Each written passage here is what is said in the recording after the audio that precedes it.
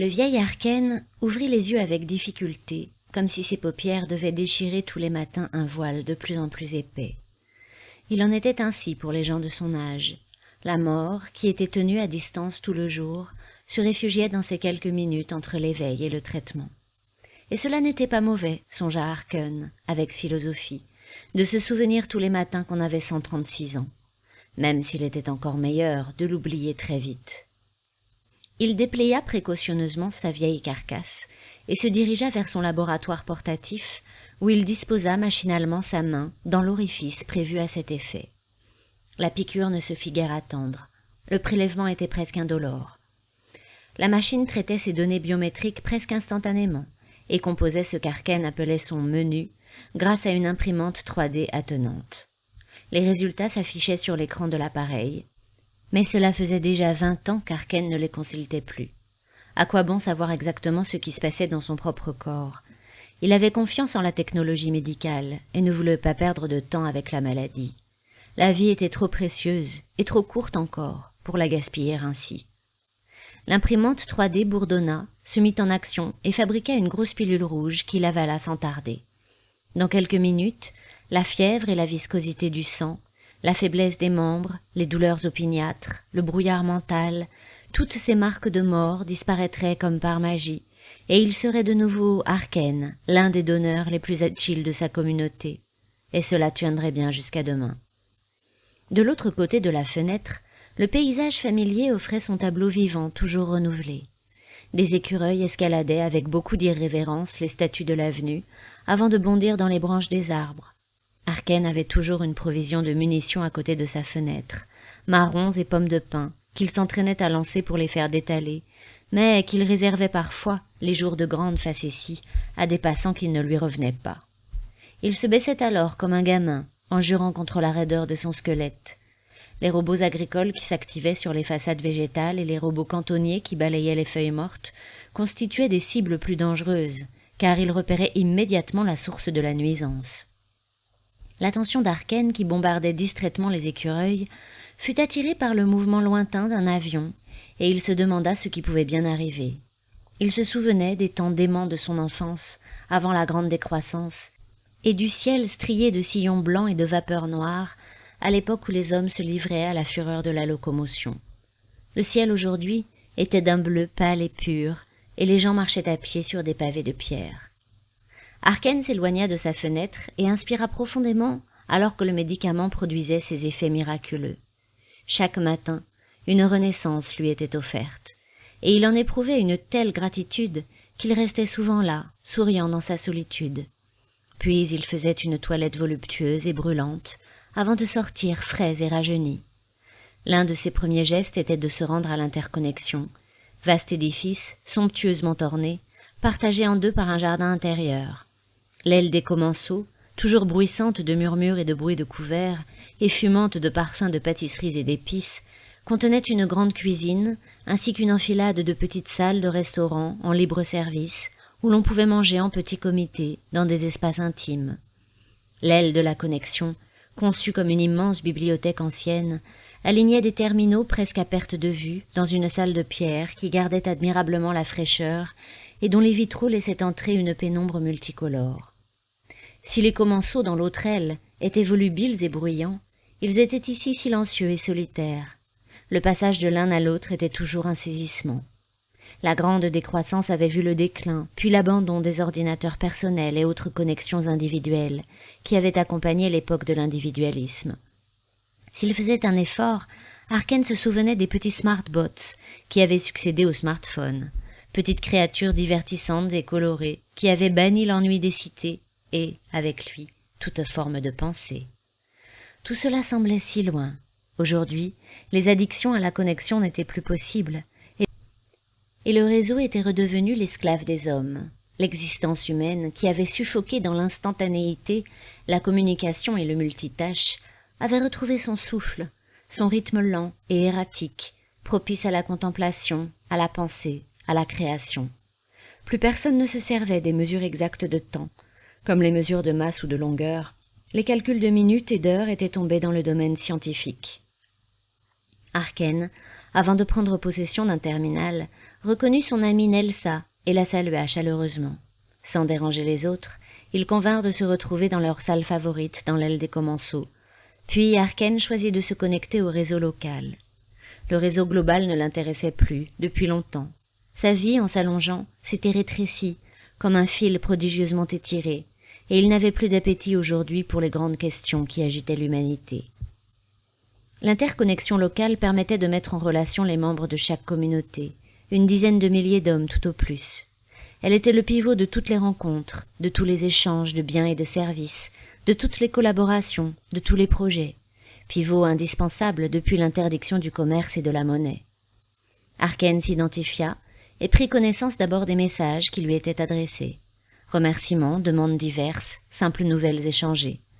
Son rôle de donneur le mettait en contact avec beaucoup de gens, et il aimait chaque matin ce rituel qui lui faisait ressentir profondément sa participation à un corps social. Lorsqu'il avait l'âge du bâtir, cette interconnexion avait moins d'importance, car son œuvre, le développement de programmes informatiques pour le réseau global, tenait presque toute la place dans sa vie.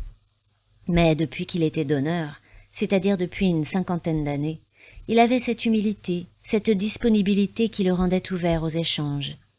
Les âges de la vie lui avaient apporté, comme les saisons, des moissons variées, et chacun avait sa couleur et son parfum particulier. L'âge du devenir, plein des joies austères de l'apprentissage. L'âge du jouir, merveilleux et intense, où les voyages et l'oisiveté avaient empli son esprit d'inoubliables sensations. L'âge du bâtir, dans la vive lumière de la frénésie créatrice. Et enfin, la douce saison du don, où le déclin et l'oubli de soi s'accompagnaient d'une apaisante ouverture aux autres. Arken se tensa intérieurement, conscient de ce que son esprit, malgré la pilule rouge, avait de plus en plus tendance à digresser. Il déroula l'onglet des besoins de service et survola rapidement les demandes. Il n'y en avait pas d'urgentes ce matin, les seules qu'il était obligé de travailler aussitôt qu'il en avait connaissance. Certains donneurs se spécialisaient dans certains services qui leur convenaient, comme la cuisine, la garde des enfants ou l'accompagnement psychologique. D'autres, comme Arken, préféraient varier les tâches en fonction de leurs humeurs. Une annonce retint son attention, celle d'une jeune femme dans un quartier voisin, qui souhaitait une médiation pour un conflit avec une adolescente nommée Mayandra. Il s'inscrivit sans tarder, mémorisa l'adresse, vit que Nelsa était déjà partie, et se dirigea vers la salle des commensaux afin de la retrouver. Il n'eut pas de difficulté. Elle avait amené de quoi manger pour eux deux dans leur salle favorite, où s'étalait au mur un grand tableau abstrait qu'ils aimaient particulièrement. « Nelsa, Nelsa, ta beauté éclipse aujourd'hui même les beautés de l'art. » La vieillarde avait la peau si fine et si douce qu'elle paraissait toujours sur le point de se déchirer lorsqu'elle se mettait à rire. Elle était comme une superbe robe de soie que l'on a longtemps portée et chérie entre toutes, et qui demeure dans sa gloire fanée d'une improbable élégance. Elle était ridée et comme rétrécie par son grand âge, mais une vitalité surprenante émanait de toute sa personne, et singulièrement de ses yeux vifs et bleus. « Vieux grigou !» gloussa-t-elle. « Tu n'as pas honte, flirter avec une jeune femme de 40 ans ta cadette !»« 96 ans, murmura-t-il avec une emphase comique. La fleur de l'âge, le sommet de la maturité pour une femme. Toi au printemps, moi en hiver. » Elle rit de bon cœur. « Nous sommes deux vieilles ruines, Arken. Il n'y en a pas un pour racheter l'autre. »« Tss !» protesta-t-il en hochant la tête. « Billevesée, coquetterie féminine. Tu vas à la pêche aux compliments, Nelsa, et tu sais bien que je vais me laisser prendre, car je suis ton humble esclave. Te rendras-tu à l'agora ce soir? On y discute un point important de l'aménage. Oh, Nelsa, par pitié. Quoi? L'un des privilèges de mon grand âge, c'est d'avoir enfin le droit de me désintéresser de la politique locale. La gouvernance en réseau fonctionne très bien sans moi. Il y a un temps pour tout. Il allait ajouter une remarque ironique sur le repas, lorsqu'il devint soudain très pâle. Ses oreilles se mirent à bourdonner. Une sueur froide l'envahit. « Arken » demanda Nelsa inquiète. Mais le malaise refluait déjà, et la tête plus claire, Arken repoussa son assiette. « Ce n'est rien, je crois que j'ai juste eu une grosse frayeur. »« Une frayeur ?» À l'idée de manger le ragoût d'Estébène. Les yeux bleus et vifs de Nelsa s'arrondirent de surprise, puis elle se mit à rire à nouveau, et, l'espace d'un instant, la vieillesse s'envola de ses traits comme un voile de brume qui se dissipe, et il retrouva le charmant visage de la maîtresse qu'il avait étreinte et adorée 60 ans auparavant. Mayandra était un peu essoufflée, mais son acte de violence l'avait ramenée au calme.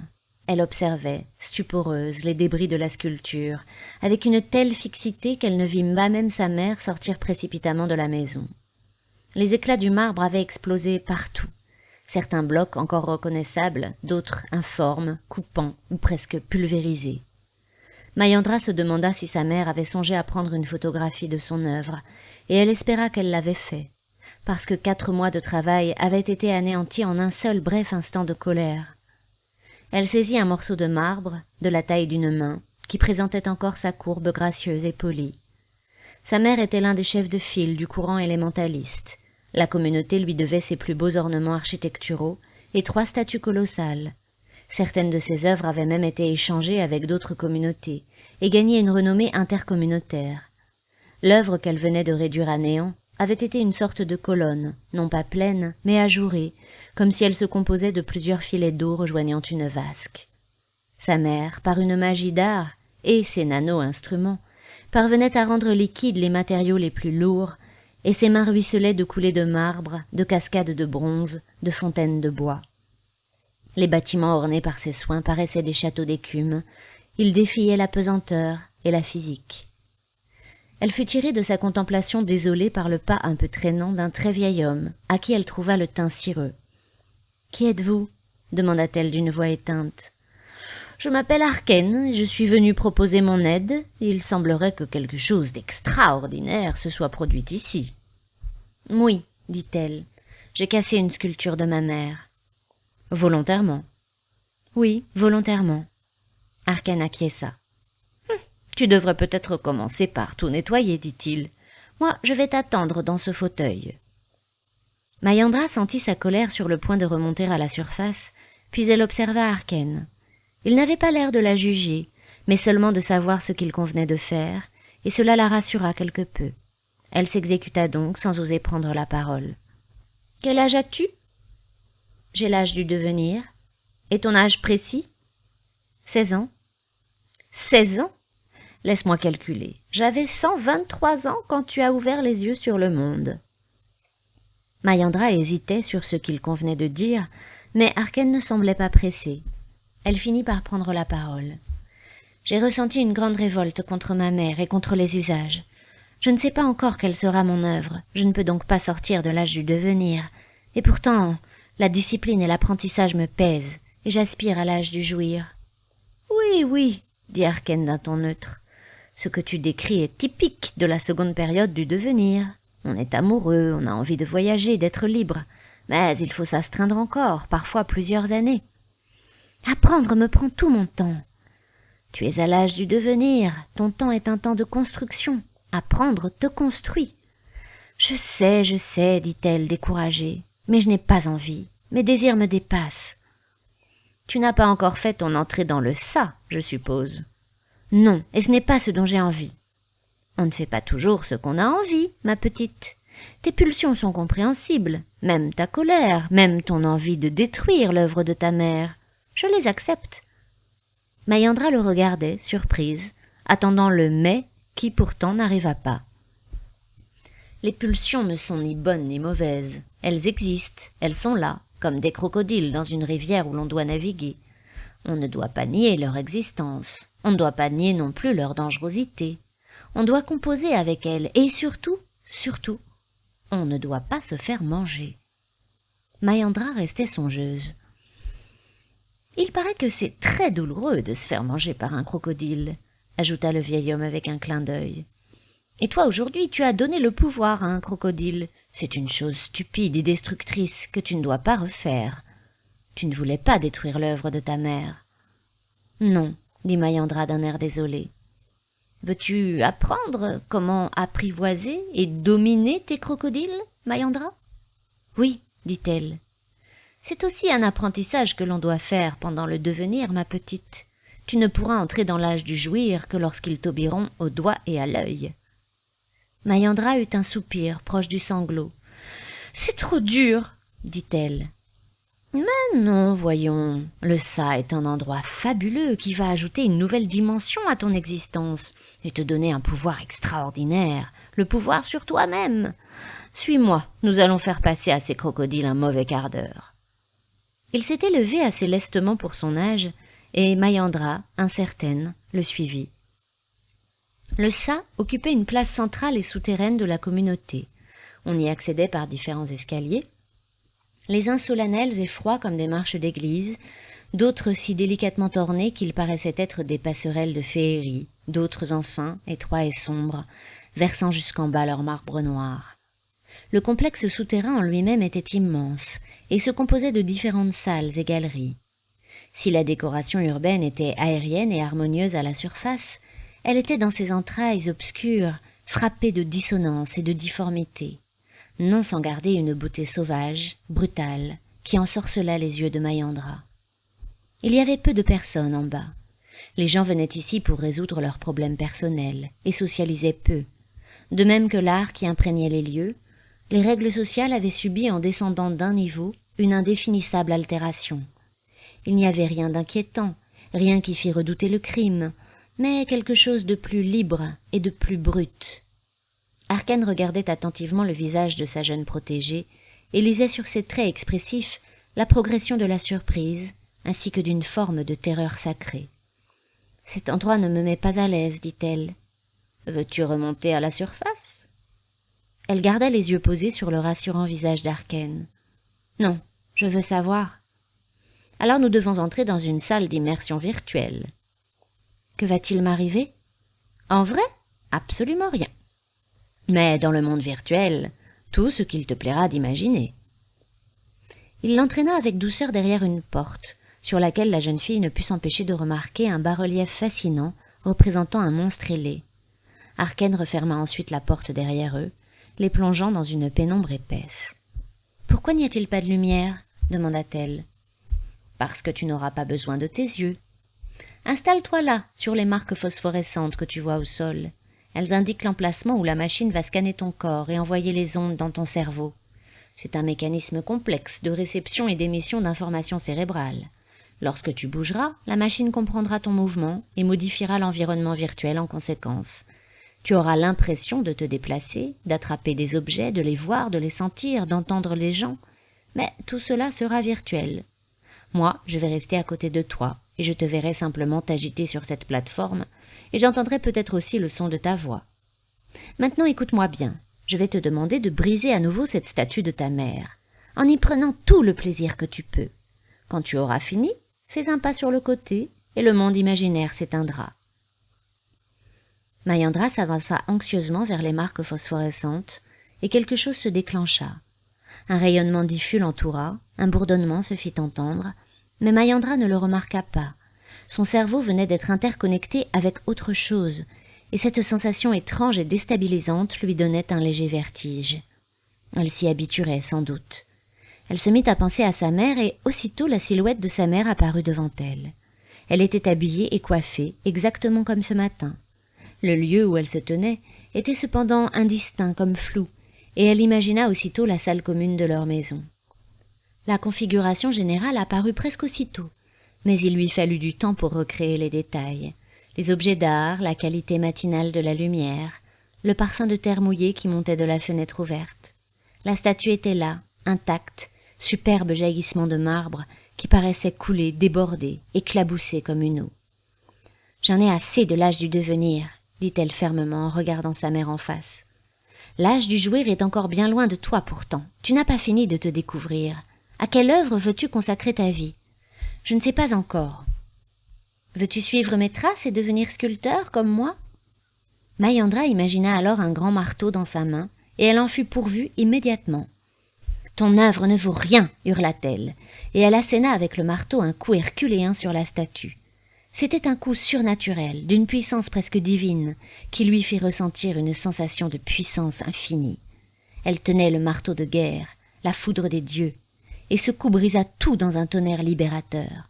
Elle s'amusa alors à casser d'autres statues, toutes celles qu'elle pouvait se rappeler et imaginer, qui surgissaient devant son marteau une à une pour la destruction finale. Et lorsqu'elle eut étanché sa fureur, elle sentit en elle un grand vide, un grand repos, et s'aperçut qu'elle était essoufflée. Elle repensa à Arcane et fit un pas sur sa droite. Tout s'éteignit. L'espace, le marteau, les débris, sa mère. Elle était seule dans la pénombre avec Arken, et son souffle lui revenait peu à peu. « Et voilà, dit-il, tes pulsions ne sont pas mauvaises, c'est leur réalisation qui l'est. Tu as le droit, et même le devoir, de les laisser s'exprimer ici. C'est la fonction du ça. » Mayandra paraissait apaisée. « Qu'allons-nous faire maintenant ?» demanda-t-elle en remontant les marches de l'escalier de marbre noir. « As-tu encore besoin de moi ?»« Je ne sais pas. »« Qu'as-tu appris ?»« Qu'il faut nourrir ces crocodiles avant qu'ils ne se nourrissent de vous. » Arken rit de bon cœur. « Tu es une sage briseuse de statues, Mayandra. Je pense que ta mère te pardonnera ta destruction. As-tu d'autres questions ?»« Je suis amoureuse, dit-elle. Pour ces pulsions-là, tu n'as nul besoin du ça. Vis tes désirs lorsqu'ils ne blessent personne. Le ça est réservé aux pulsions violentes ou morbides qui hantent parfois les hommes. Ne dois-je pas attendre l'âge du jouir ? Non, tu te méprends sur la notion de jouissance. L'âge du jouir est l'âge où le seul souci est la recherche du bonheur, de la beauté, du plaisir. Cela ne veut pas dire qu'il n'est pas de jouissance dans les autres âges. Cela veut seulement dire que les autres âges comportent des devoirs prioritaires. Et le tien pour l'instant est de te perfectionner et de trouver ton œuvre. Mayandra paraissait beaucoup plus jolie que lorsqu'il l'avait trouvée chez elle devant les débris de la statue. Arken s'inclina profondément pour prendre congé. « Au revoir, Mayandra. Veille bien sur tes crocodiles. »« Au revoir, Arken, et merci. » Lorsque la jeune fille eut disparu au coin de la rue, Arken hésita puis fit demi-tour. Cela faisait plus d'1 siècle qu'il utilisait la machine, et cette activité qu'il avait d'abord utilisée pour gérer ses pulsions était devenue au fil du temps presque comme un art. Il revint dans la salle qu'il venait de quitter, s'installa sur les marques phosphorescentes et débrida son imagination comme on lâche un cheval assoiffé d'espace. Il l'avait fait tant de fois que sa volonté n'intervenait presque plus. Il se laissait aller dans un état à demi conscient, dans ce flamboyant rêve éveillé. D'abord, la sensation d'un sang jeune et bouillonnant dans ses veines, et celle de sa force, de sa santé éclatante. Arken regarda ses mains, son corps, et rit de le voir si lisse et si rayonnant. Puis le décor se mit à tournoyer, et les éléments favoris d'Arken se disposèrent presque d'eux-mêmes. Une forêt, avec la lumière verte coupée d'ombre, mouvante et presque palpable sous la dentelle des branchages. Sur sa droite, une petite cascade, au clapotement apaisant, tombant dans une vasque d'émeraude, des fleurs sauvages, des roches couvertes de mousse. Et puis sur sa gauche, un temple d'une religion inconnue et antique, des bas-reliefs, des statues, de petits singes inoffensifs courant dans les arbres, et derrière, en contrebas, la mer. Arken s'arrêta un instant pour contempler son paysage imaginaire, et y ajouta peu à peu des miracles. Au-dessus de l'horizon marin, de grands mammifères volants au vol lent et majestueux faisaient une sorte de parade. Des poissons aux couleurs éclatantes sortaient de l'eau pour flotter quelques instants avant de replonger. Des oiseaux aux formes inconnues rasaient le sol. Toute la nature se mettait soudain à bruisser et s'animait de formes de vie inouïes. Des fleurs de glace et de porcelaine, des insectes dont les ailes subtiles, aux transparences irisées, produisaient une musique céleste, des grenouilles marchant sur l'eau, des elfes minuscules, aux vêtements somptueux, qui s'effarouchaient dans le sous-bois. Et puis il fit tomber une pluie de perles d'eau, de bulles légères, qui tombaient avec une telle lenteur que le temps semblait suspendu dans la grâce. Près de lui, une présence amie troublait son vieux cœur d'un émoi adolescent. Nelsa, miraculeusement rendue à la beauté de ses 30 ans, Nelsa dont il pouvait se rappeler et imaginer avec une précision d'artiste les moindres frissons, les caresses les plus délicates, les soupirs audibles par lui seul. Il plongea, enivré, dans le corps parfumé de sa maîtresse, oublieux des artifices de sa mémoire et de son imagination, sans plus penser à rien d'autre. Le jour commençait à tomber lorsqu'il sortit du ça, et une faim légère le rappelait à la réalité. « Vis tes désirs », avait-il dit à Mayandra. « Le ça est réservé aux pulsions violentes ou morbides. » Ne venait-il pas de faire tout le contraire? Et pourtant, une fillette de l'âge du devenir pouvait-elle, devait-elle, comprendre les impuissances et les pudeurs d'un centenaire? Il décida finalement de se rendre à l'agora.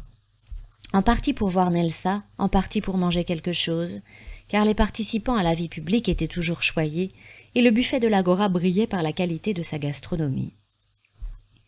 L'Agora était un vaste préau, soutenu par une forêt de colonnes, dont l'acoustique se prêtait bien aux discussions publiques. Des sièges assez nombreux étaient placés autour des tribunes. Les débats sur l'aménagement des terrains disponibles allaient bon train quand il pénétra dans le bâtiment. Il ne les écouta que d'une oreille distraite, fatigué à l'avance par les circonlocutions et la rhétorique habituelle du lieu. Nelsa était assise là, vibrante d'intérêt. Arken alla prendre de la nourriture au buffet avant de venir s'asseoir près d'elle.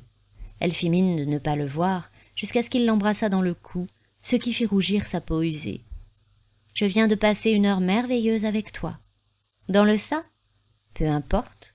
Je voulais te remercier, parce que sans toi vivante, sans notre vraie histoire, cette heure n'aurait pas été aussi merveilleuse. » Nelsa eut un voile dans le regard, comme si elle aussi regardait derrière elle, dans le passé qui lui murmurait à l'oreille. Ses yeux bleus furent un instant moins vifs, plus langoureux. « Nous sommes toujours ce que nous avons été, n'est-ce pas ?» lui demanda-t-elle dans un sourire. « Et nous ne cesserons jamais de l'être, » ajouta-t-il. « L'avenir n'a pas autant d'importance qu'on le croit, alors. » Arken l'embrassa à nouveau, sur la main cette fois, une main si légère et qui semblait si poreuse qu'il eut peur de la briser avec ses lèvres. « Tu es en avance, ma chère Nelsa. Je n'ai compris ça qu'il y a quelques années. »« Les filles sont plus mûres que les garçons, » dit-elle malicieusement. Les débats avaient repris avec plus d'intensité, et l'attention de Nelsa fut à nouveau captée par les orateurs. Arken se sentait un peu las, et décida d'en profiter pour se sauver sans dire au revoir. Il aimait se figurer la tête de Nelsa lorsqu'elle s'apercevrait qu'il était parti, ses yeux bleus s'arrondissant de manière comique. Elle était restée si expressive. Il se glissa donc dehors, non sans emporter un petit pain à la cannelle au passage, et marcha doucement jusqu'à sa maison, autant pour humer la fraîcheur de la nuit que pour ménager ses jambes qui commençaient à demander grâce. Il était encore tôt, mais la journée avait été bien remplie, et le sommeil ne se ferait pas attendre. Arrivé au seuil de sa porte, il eut un bref étouffement, et se décida à utiliser son laboratoire portatif sans attendre le lendemain. La même piqûre indolore, la même pilule rouge, les mêmes affichages sur l'écran qu'il ne voulut pas regarder. Il respira un peu mieux, et se coucha dans son lit, bien aise de se glisser dans ses draps propres, de se laisser aller au moelleux incomparable du matelas. Avant de s'endormir, il se promena dans sa mémoire qui était vaste, belle et pleine de recoins secrets. Puis il eut une pensée pour la jeune Mayandra et songea qu'elle deviendrait sûrement une femme intéressante.